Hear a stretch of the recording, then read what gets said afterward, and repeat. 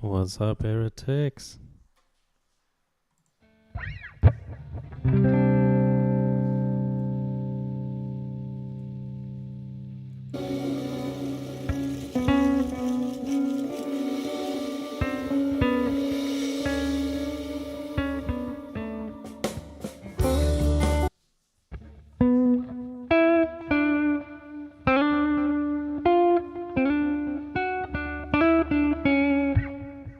Oh, well done, dude. So that's now, I assume, 16th notes. So, like, is it just your right hand or your left hand together with it?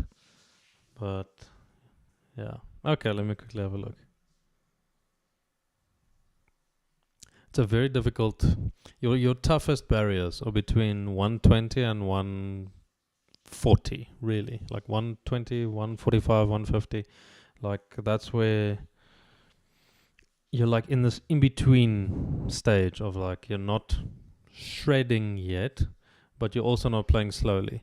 It's a weird balance where you are playing, but at the same time you rely on muscle memory and you can still process everything you're doing, so you can make these micro corrections, but there's not enough time to actually make these micro corrections. So it's like it's a very awkward spot to be in. So, yeah, no, congrats.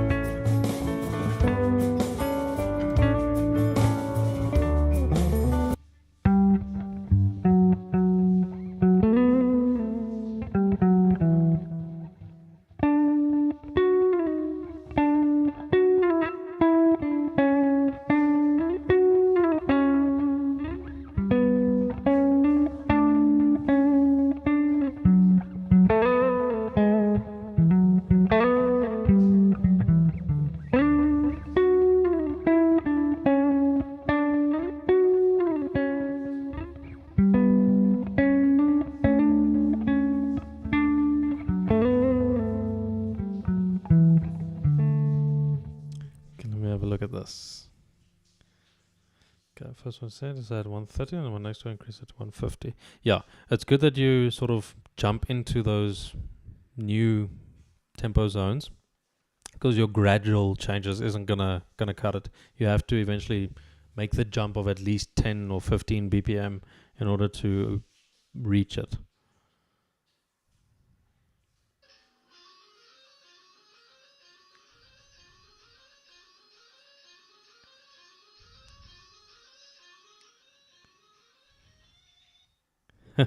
Well done. So that's now your triplets. Oh, second one. Yeah. Man.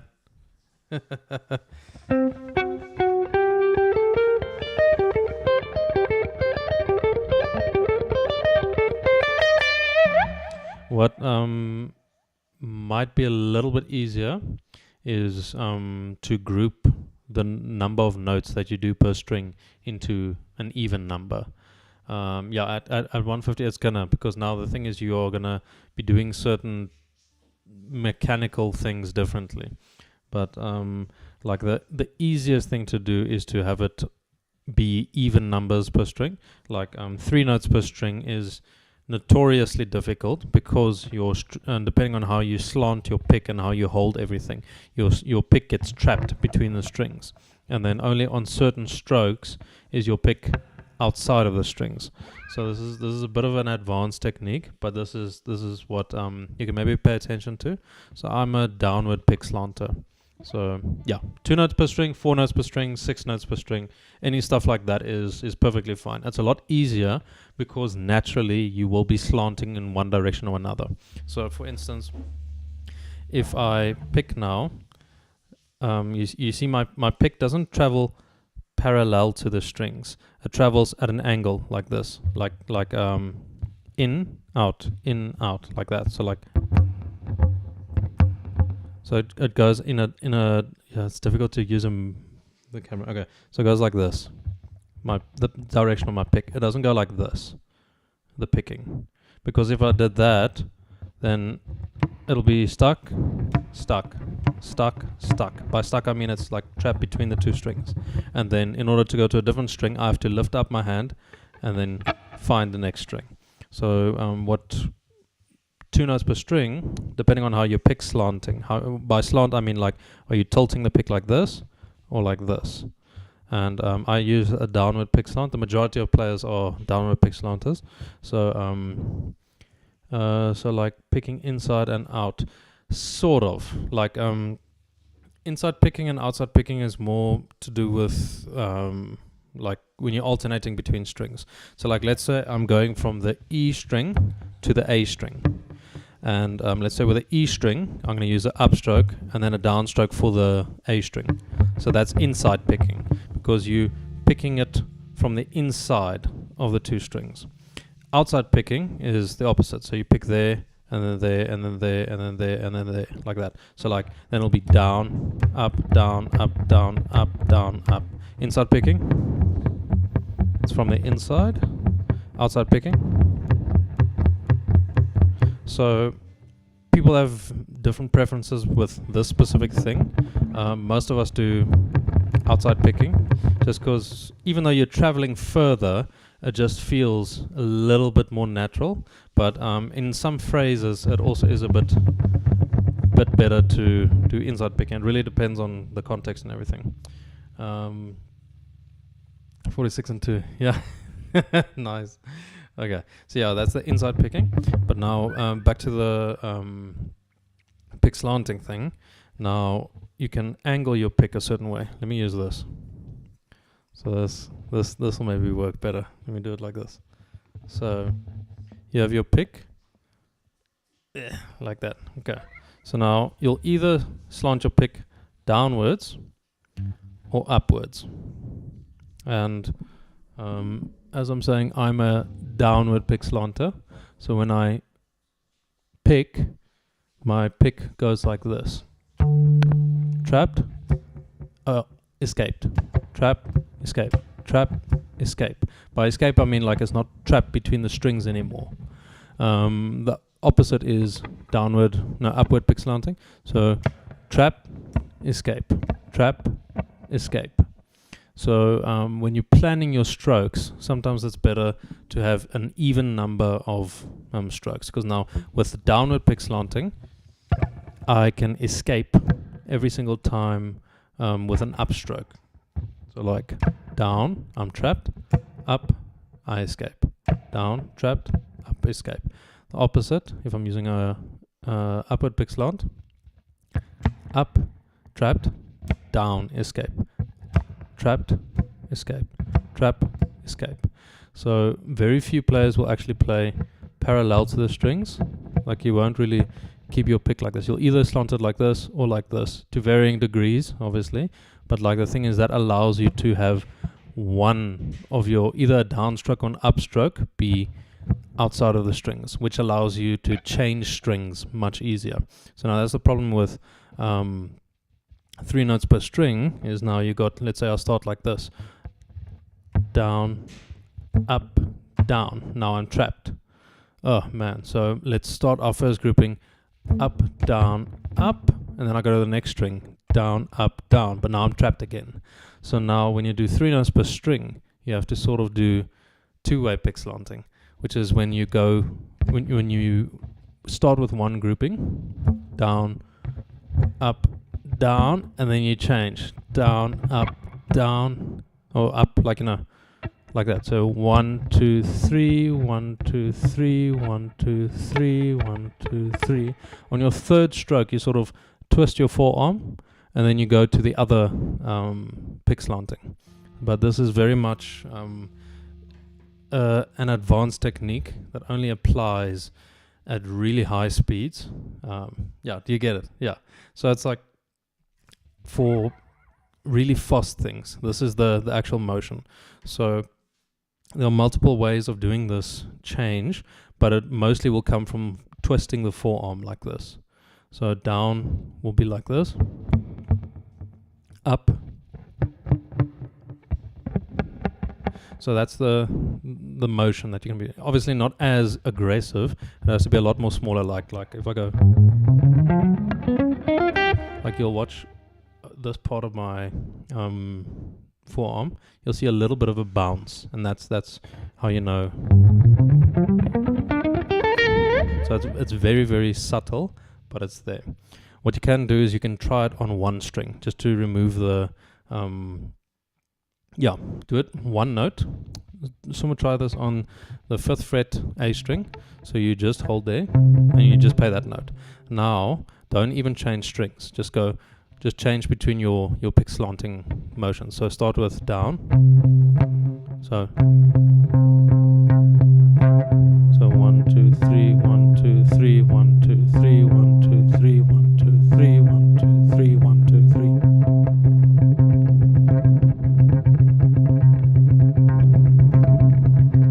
So you jump through the two motions on one note on one string, because that's going to really help you unlock that sort of mechanic.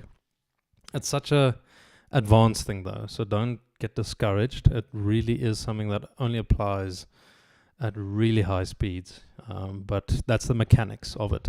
People who naturally do 3 note per string stuff, just they do it without even thinking about it. They just accidentally got it right, and then they sort of, you have this sort of motion. So you see there my this part of my wrist sort of goes like that, because I'm twisting my forearm a little bit like this. So it's a very, very advanced technique, but this is what gets you through certain speed barriers. The other way you can do it is you can stick to one sort of pick slant, so downward pick slanting, and that makes your pentatonics a much easier thing, because then it's down, up, down, up, down, up. So you see every upstroke I'm escaping, which is very, very nice, because then I can just do it much faster, like. So you don't actually have to worry about the forearm rotation. You can just keep it like that, and then it's simple. But practice both, because now you don't want to just be able to do one. I struggle a bit with upward pick slanting. It's really not as natural for me, but it's something I use. It's like a secondary technique I use when I have to play 3 notes per string stuff. Probably use this technique of downward pick slanting. Yeah. So yeah, most people are downward pick slanters. Like it just feels the most natural to us. But yeah, like this doesn't feel as natural for me. Like this feels a lot more natural. This is a little bit weird. But yeah, again, you want to be able to do both. So like if I go Um,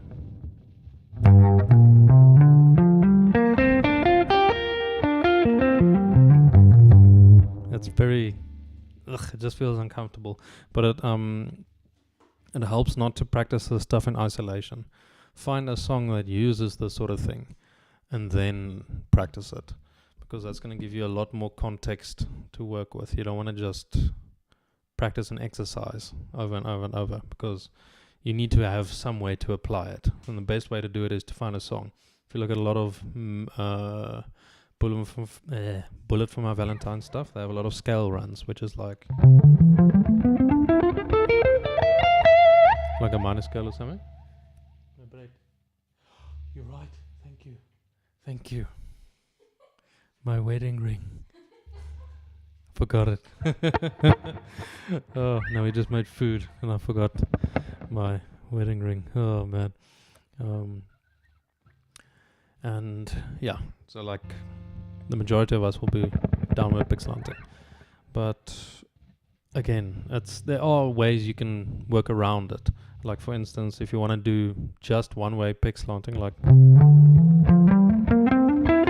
then I can do down, up, hammer on, down, up, hammer on, down, up, hammer on, or I can go down, hammer on, down, hammer on, hammer on. But the tone of that sort of can feel a little bit inconsistent, because now you have one hard stroke and then hammer on, and it sounds a little bit. What I really like is the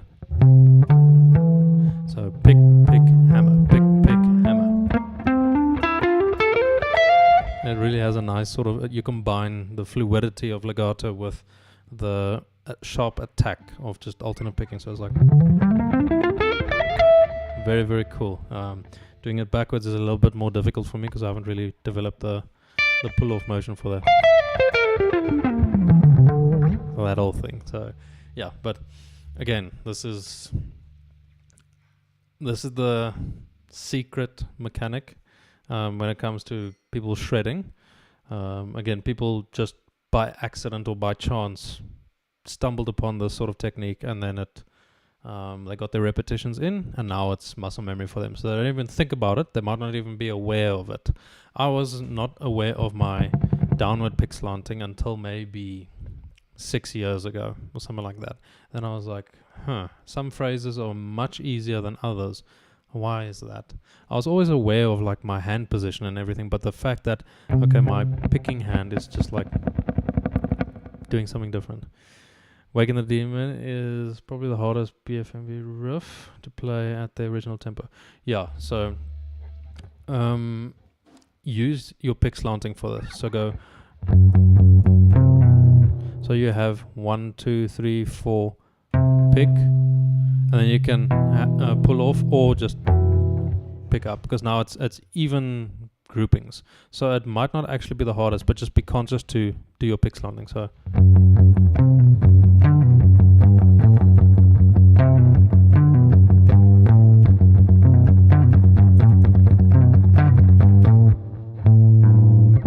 I'm not in the right tuning, but yeah.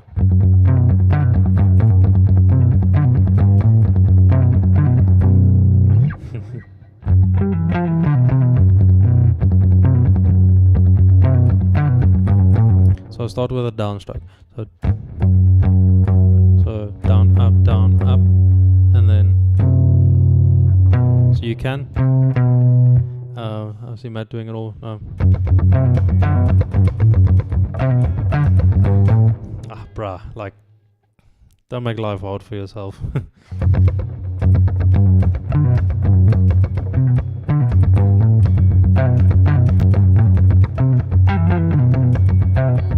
Nah, dude. I'm gonna like ruin my shoulder if I do that too much.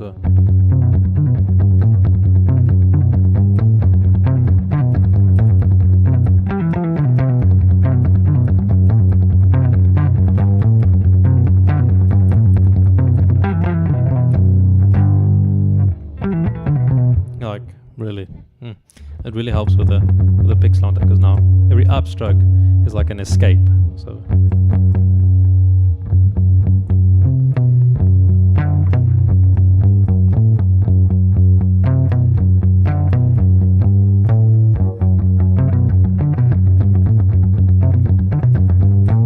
So really, really interesting.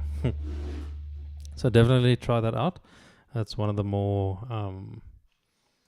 challenging techniques, but it's one of the most rewarding ones when you sort of just get it right. But yeah, if you're already doing a downward pixel hunting, you're halfway there. So well done. I'll give my break. My noy. As they have the best wife ever. I've got my tea.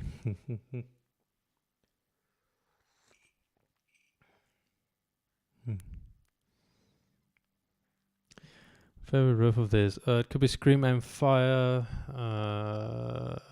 There's so many, hey? There's the Tears Don't Fall.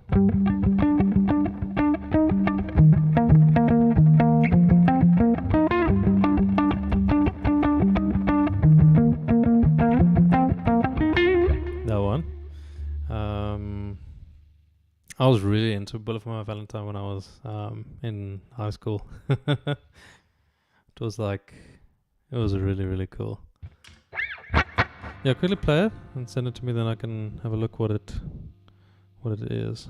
I see you sent me another thing. Let me just check it.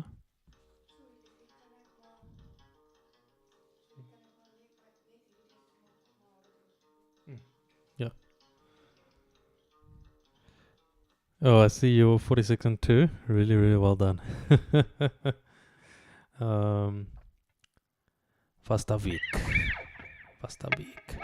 Beginner guitar. How can I play with rhythm? Electric or acoustic? Let's start there. Electric or acoustic? Because that's gonna determine also. There's skills that overlap, but let's be a little bit more specific. Yeah, are you gonna be playing electric or acoustic? Because acoustic is very much like rhythm focused. Acoustic, perfect. So, first thing you can do is forget about the left hand. Don't worry about that. Just hold like this. So now you're just going to be ghosting. By ghosting, I mean like your hand's just going to be doing this. So let's first get the motions. So plonk your hand down there, or your arm down there. And now think of your hand as a brush that's like painting on the canvas like this. So you sort of want to relax your wrist, and then you sort of just want to shake it like this. You're holding a pick, obviously, so it's like that. Imagine you just washed your hands, and now you're trying to like dry your hands without toilet paper or anything. You just go like this, so like that. So now hold it like that. So that's the motion you wanna get. So like that. Then what you can do is you can put on a metronome. So right now, I'm gonna quickly put on a metronome.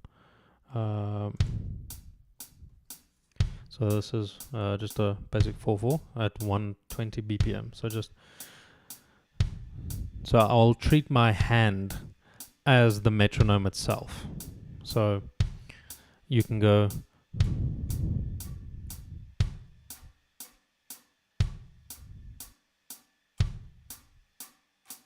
And then you can add, you can do double that. So then go, every click of the metronome will be a downstroke, and in between will be an upstroke. 2, 3, 4.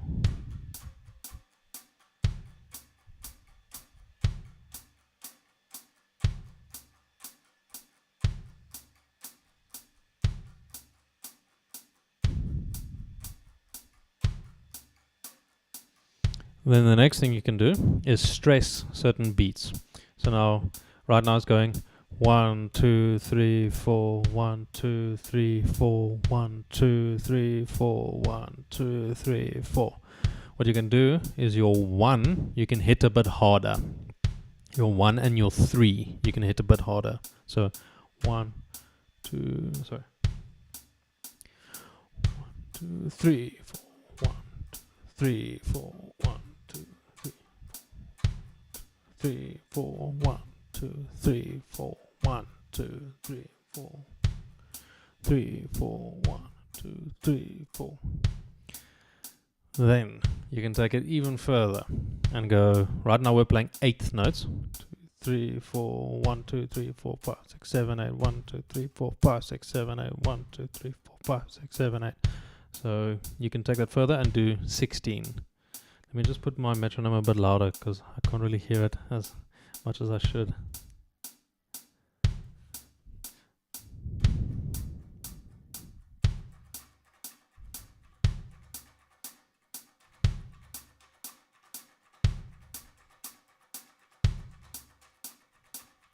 It's a bit more difficult because it's a lot faster.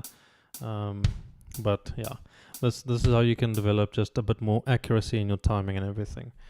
Once you have that down to whatever BPM is comfortable, like you really don't have to go to 120, you can go much slower. In fact, go slower.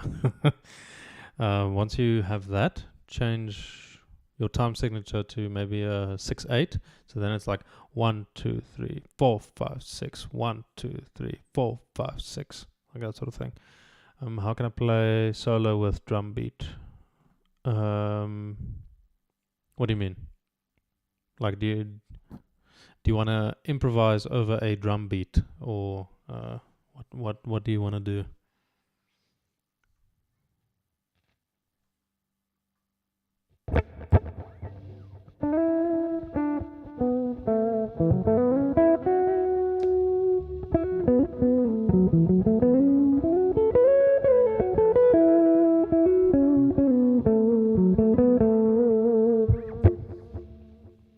Play solo with drum beat.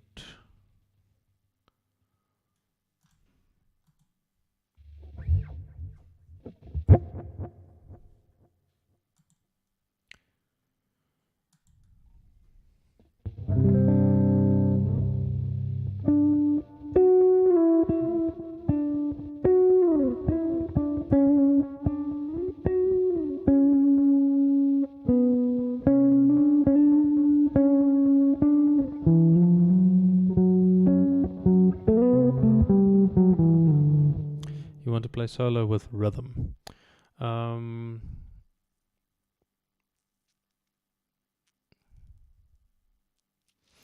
Do you want to play a solo that is already written, or do you want to write your own solo with rhythm? I do apologize. I'm not grasping 100%. You want to play solo with rhythm.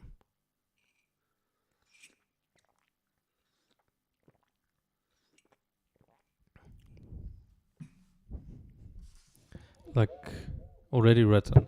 Is there a specific song maybe that you wanna play? Like, do you wanna play like, you know?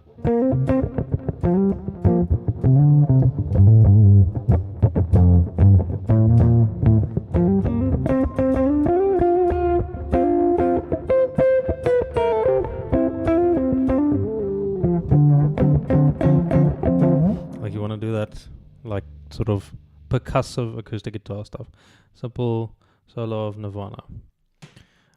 Is the song's name Simple? Or what is it? Let me just quickly have a look.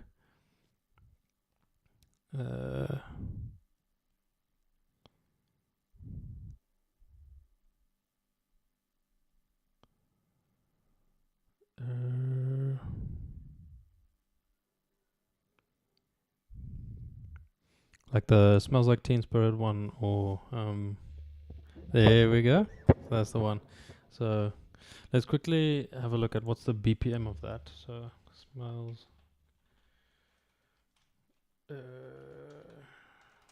BPM. Okay, so it's like 117, 120. All right. So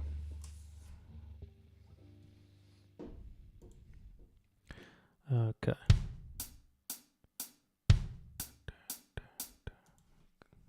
I'm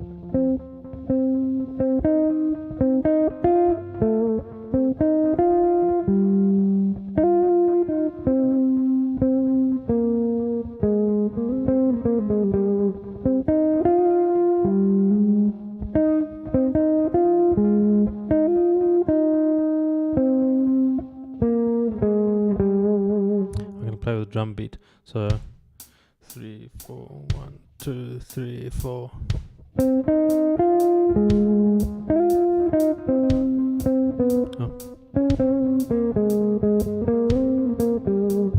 you sort of have to check where in the beat it sort of starts. So like 1, 2, 3, 4, 1.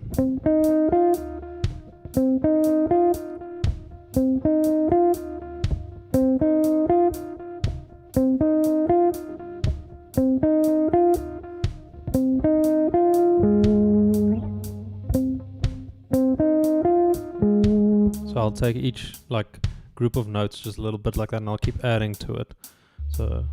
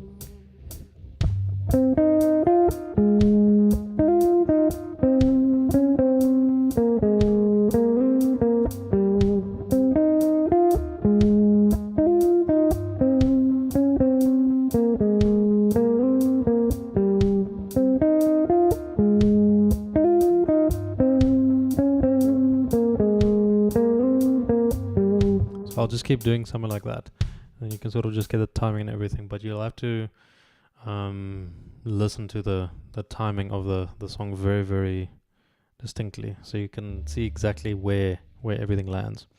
Let me have a look here at Tix.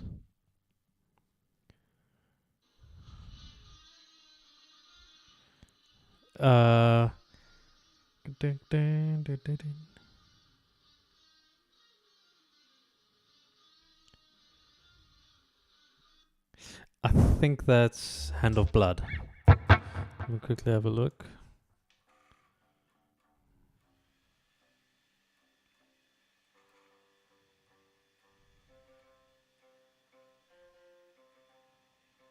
Yeah, it's that one, yeah.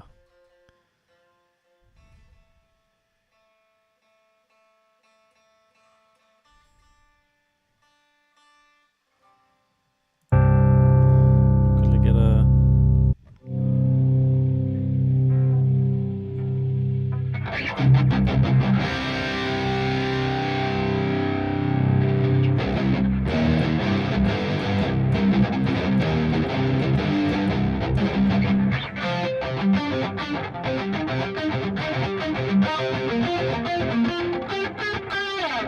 something like that.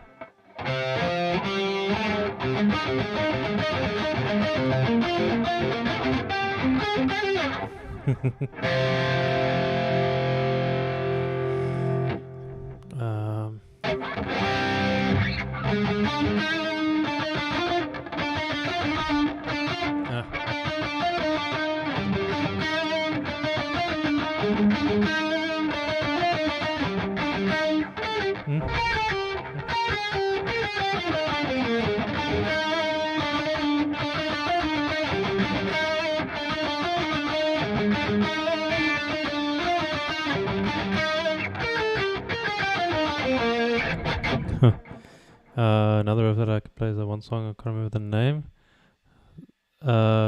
Is it Suffocating Under Words of Sorrow? Is the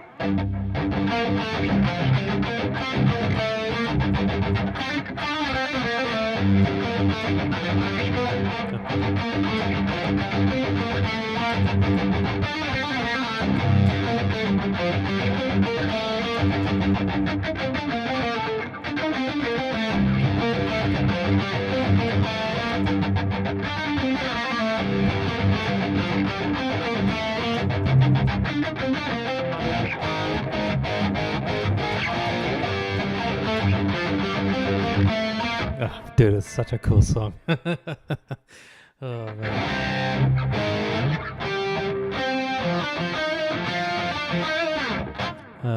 Yes, I did. Yeah, that's so cool.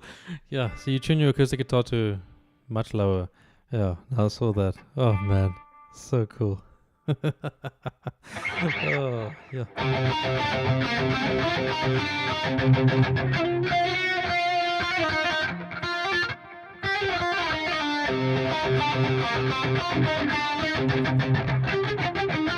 I can't even remember where it actually starts.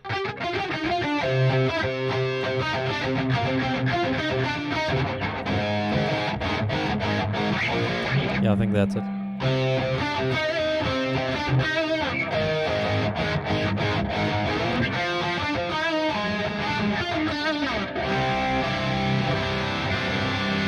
Yeah, bass is very, very fun. I suck at it. My hands are small, and like I can't really hear the pitch difference of really low notes. Like very, very low notes. I can't hear the pitch difference. So whenever I play bass at any setting, I pretty much find one note up here and make sure it's in the right key. What is it? Is it the tonic of the key?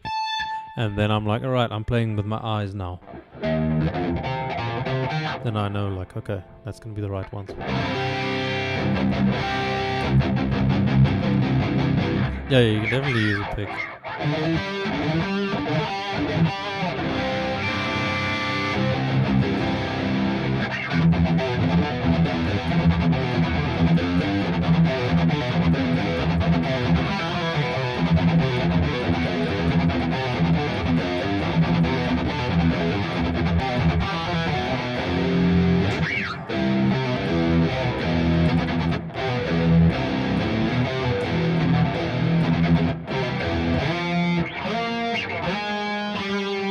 Something like that. What's up, Sumed? How are you doing?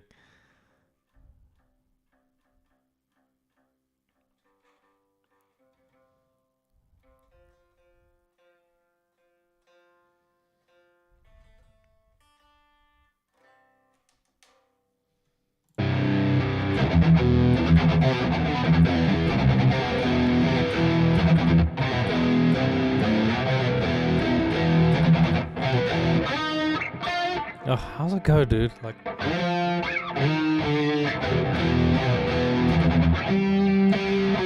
I think that's it.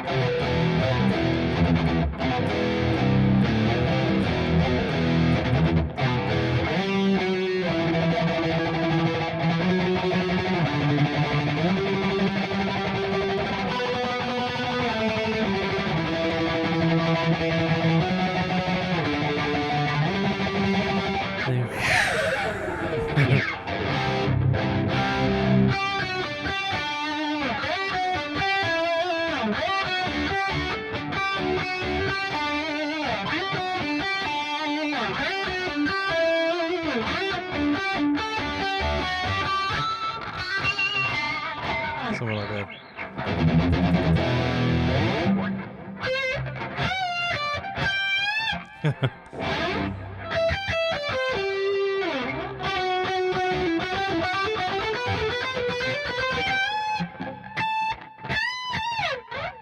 Yeah, can't remember that for the life of me. Alice in Chains? No, not really. Like I like we didn't really have much access back in the day here in South Africa. Like everything that I had access to was either from video games or from when it was like played on MTV or VH1 or something like that.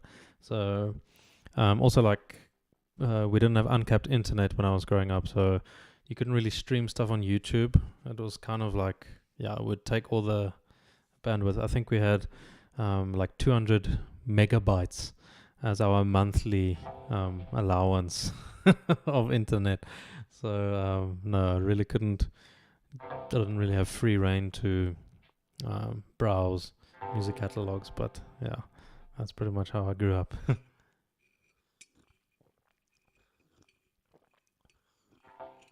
But then when I went to one of my friend's house, my best friend's house, he had a bunch of CDs. Like his dad saw Black Sabbath back in the day. When they came to South Africa, he saw Queen with Freddie Mercury.